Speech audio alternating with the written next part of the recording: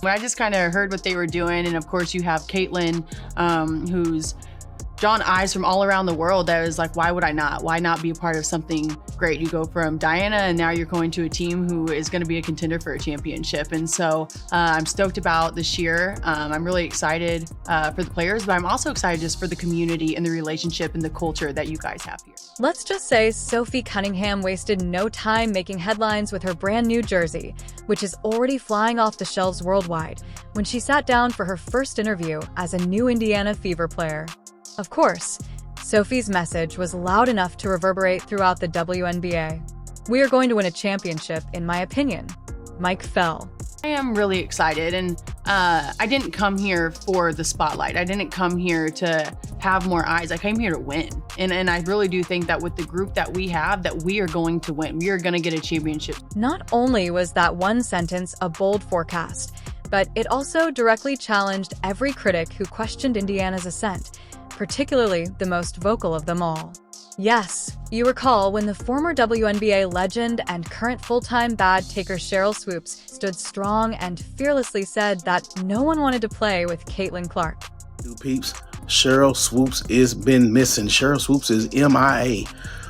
They got a APB out for Sheryl Swoopes. If you see Sheryl Swoopes, she did a lot of talking a few months ago about the Indiana Fever, the locker room environment, how people didn't want to play there, how people wanted to. What it does, folks, Sheryl Swoopes has not been seen. Mia is Sheryl Swoopes, and they have an APB out for her. If you see Sheryl Swoopes, she spoke extensively about the Indiana Fever a few months ago. It soon became a rallying cry for the anti-Clark movement and the standard quotation for anyone attempting to minimize Clark's explosive ascent in the league due to the locker room environment, where guys didn't want to play and wanted to quit. When this opportunity came about, when I first heard about it, I was so excited. Like I just knew that it was my time to get outside my comfort zone. When this opportunity arose, I was ecstatic because I knew it was time for me to step outside of my comfort zone. However, Sophie's arrival and everything that transpired completely upended that narrative, and while Swoopes was doubling down on her theory, the Indiana Fever were subtly turning the entire offseason upside down. This wasn't your normal roster tinkering, though. Instead, Indiana was putting together what now appears to be a title-contending roster. We're going to be a phenomenal group. I'm excited for all the other pieces that came in this offseason with me. And so when I really see what I can do here, I'm confident in that, but I really am just excited for the big picture of what everyone brings. First, after Natasha Howard, the league's defensive beast and walking matchup nightmare, came Danana Boner, one of the league's most admired scorers who contributes both buckets and postseason savvy. One of the most renowned locker room voices in the world, Sydney Carlson is a glue player with seasoned intelligence. Sophie Cunningham is included. Just excited about not only what I can bring to the table, but as a whole, our versatility as a team is going to be huge. This wasn't a hesitant decision. Sophie didn't appear to have been forced into a situation against her will.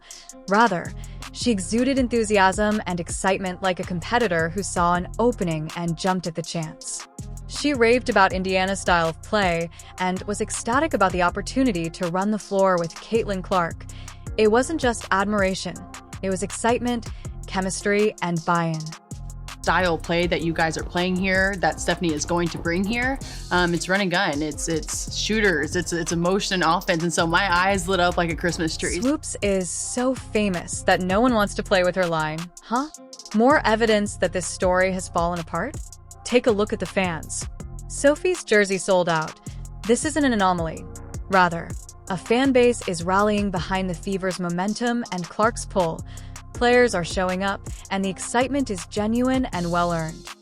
Played in emotion offense my whole life outside of kind of Phoenix. You know, it was more one-on-one and let people do their thing, and if you're open, you're open. Where I like to move, I like to run, I like to dribble and kick, you know what I mean? And so when you see Caitlin, when you see Aaliyah Boston, she's a great passer. Kelsey Mitchell's a great passer, that if you move and you make the great cut, you're gonna get the ball. And I think that just helps everybody, free up. And so I like to run. I kind of get the name Forrest Gump sometimes. And I'm like, hey, if you guys wanna call me, that's fine. I'll beat you down the court every time. But I really am just excited for the style of play and what I can bring to the table for this team. However, the most significant moment occurred when Sophie Sophie closed the door on all the commotion.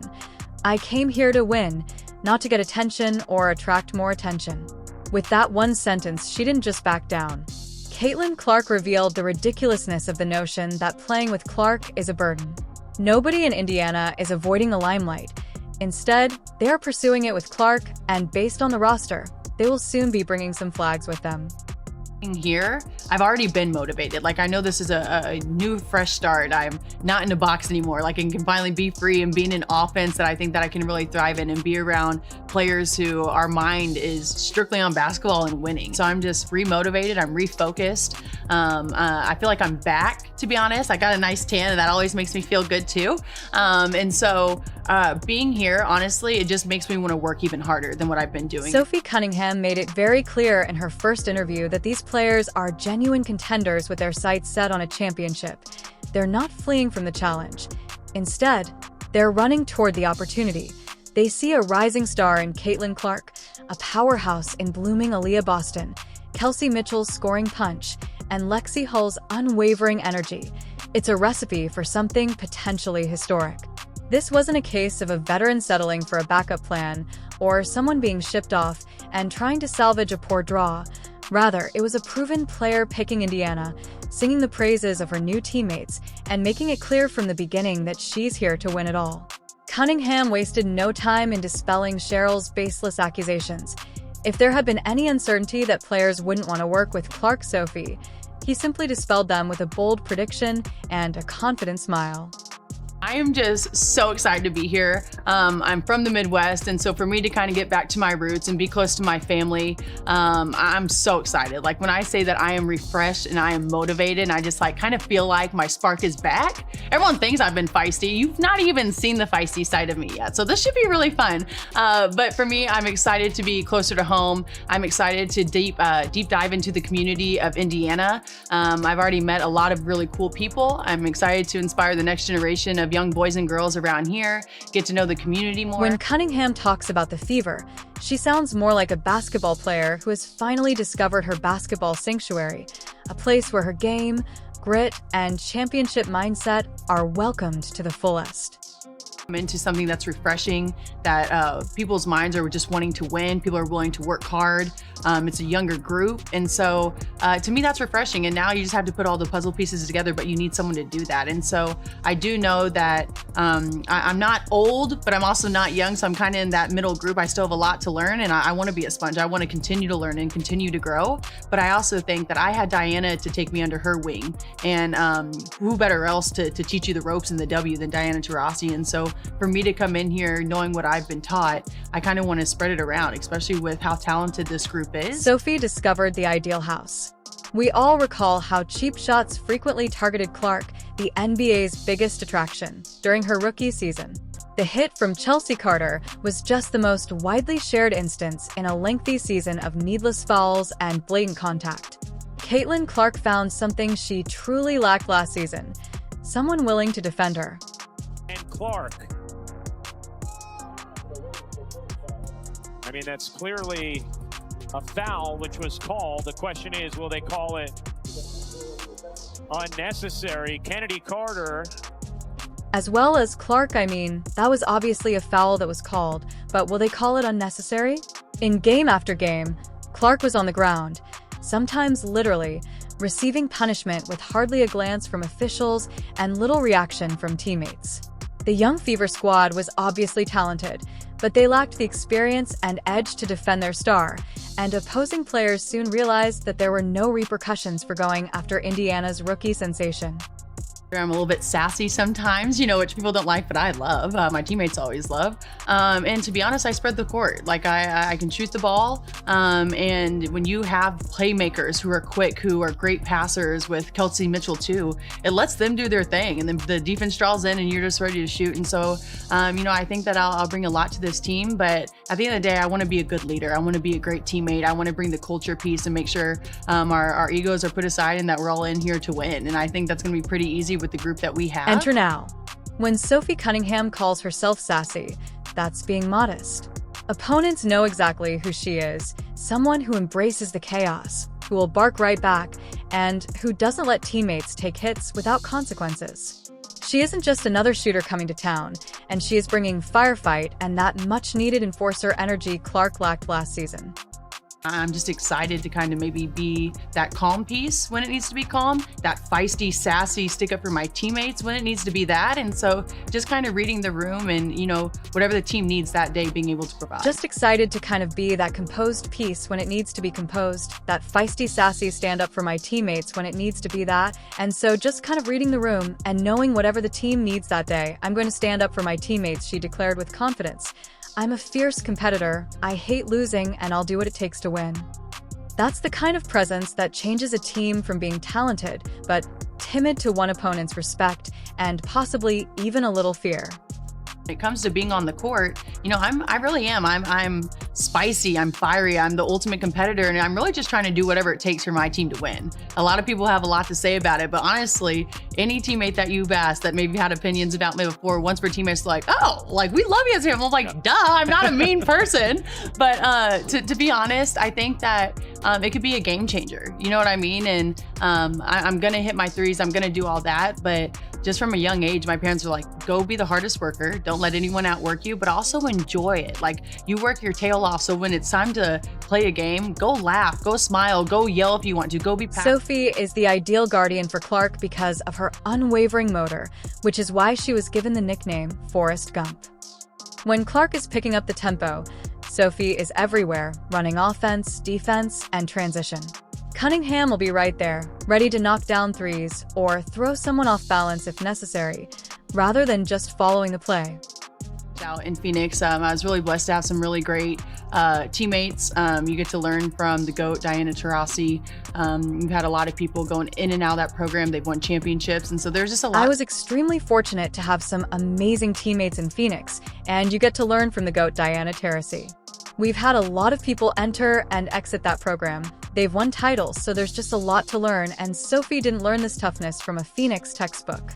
Only a select few players ever master this no-nonsense with it all costs mentality, which Cunningham absorbed. It's about more than just talents. It's about attitude, presence, and conveying a message.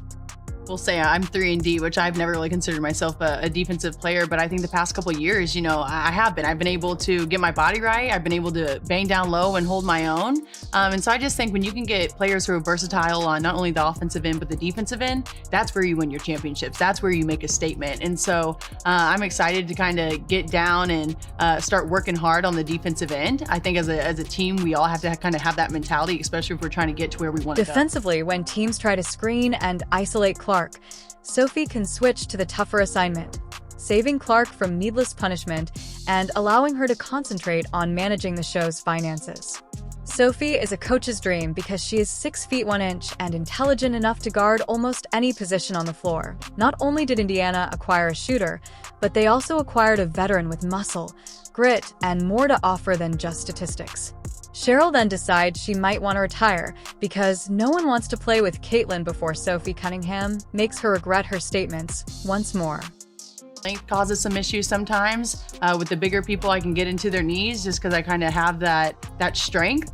But for me, I think that's an area where I could actually improve on. Like, it's funny to me that people are like, oh, she can play some defense. I'm like, oh, I mean, I struggle with that. I know Stephanie White's going to be on me about, getting better in that area. But for me, that's an exciting thing. A big shot is a great energizer. A great pass is a great energizer. But when you can get 3 stops in a row and you get the crowd into it and you frustrate the other team, like, that's the toughest stuff that I like. The Indiana Fever not only improved their shooting game by adding Sophie Cunningham, but they also addressed their biggest weakness from the previous campaign, the days when rival teams would take careless shots at Caitlin Clark with no repercussions.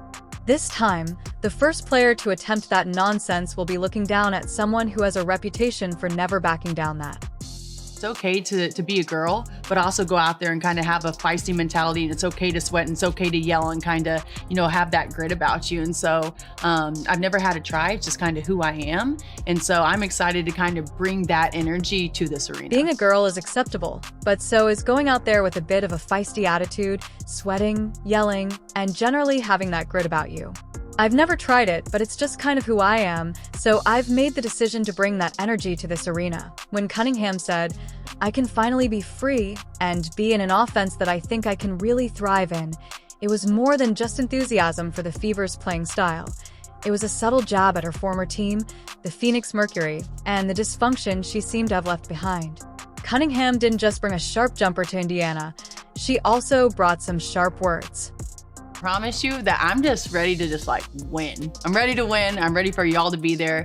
But like I said, you guys haven't even seen Feisty yet. Beyond her ability to make three-pointers or rack up technicals for trash talk, Cunningham is valuable to Indiana because she brings a championship attitude that was shaped by none other than Diana Taurasi. Sophie learned how to win, not simply how to compete.